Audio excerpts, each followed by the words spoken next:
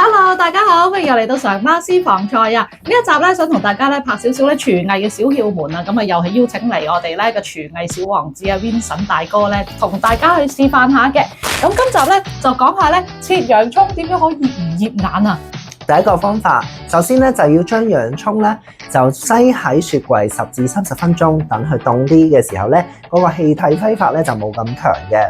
第二種就係搞笑啲嘅，就係戴咧呢一個護目鏡啊。咁例如泳鏡啊都可以嘅，咁啊包住隻眼咧，咁你切洋葱嘅時候咧就唔會流眼淚噶啦。第三就係咧要用一啲比較鋒利啲嘅刀，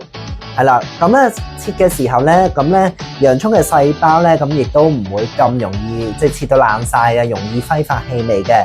第四種啦，就係咧你切完洋葱之後咧，即刻浸落冰水嗰度咧，咁個氣體揮發咧就冇咁強，所以咧流眼淚咧都冇咁容易噶。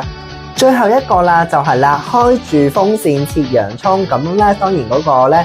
室內空間要比較大啦，咁一路吹住洋葱一路切嘅話咧，咁嗰個氣體咧就唔會攻上眼咁容易啦。以上嘅切洋葱技巧咧，咁啊教完大家啦，咁希望大家咧中意我呢段片嘅話，記得要 like and share， 同埋要俾 comment 我哋啊！